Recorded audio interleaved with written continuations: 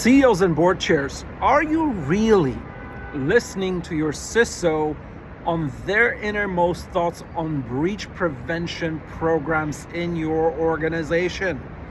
Let me read you the email that I received last week from the CISO of a nearly $1 billion publicly listed company in the United States on what he really thinks about his board and his C-suite and their thinking on breach prevention.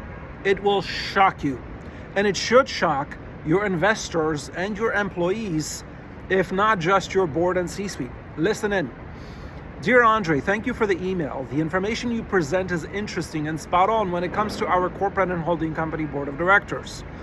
Regarding the comprehensive analysis you suggested doing for our board and C-suite cyber readiness, I wouldn't put the time or effort into it because there is little cyber experience on our board and the organization isn't committed to preventative data security measures.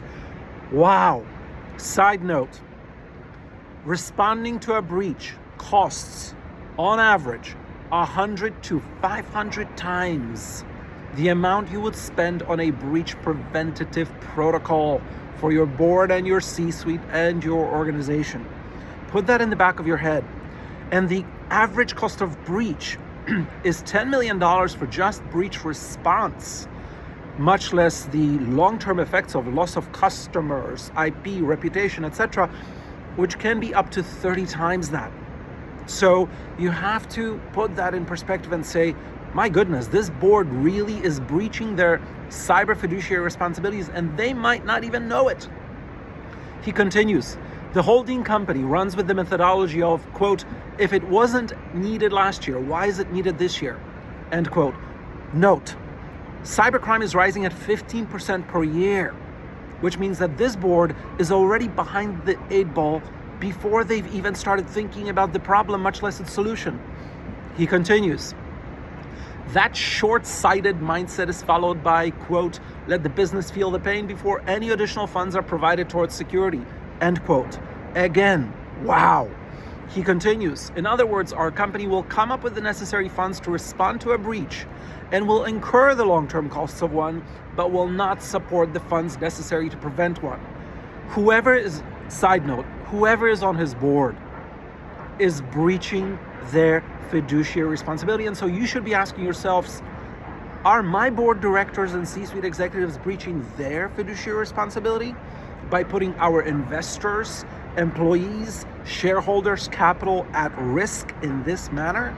He continues, I have developed an educational program for the employees. However, that does not include the board or the nearly 100,000 independent contractors. Can you imagine the third-party risk this company is exposed to, and their board is completely oblivious to doing anything about it?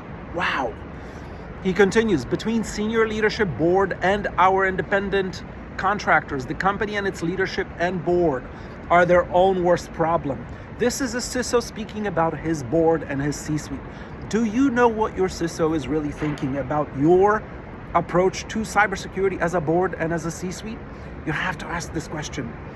At this point, the comprehensive analysis, he says, you would like to provide would fall upon deaf ears. So there's also an issue of the CISO is not empowered to tell the board what he really thinks. You have to put that in perspective. And so please ask yourselves the question, first, do I really know what my CISO thinks?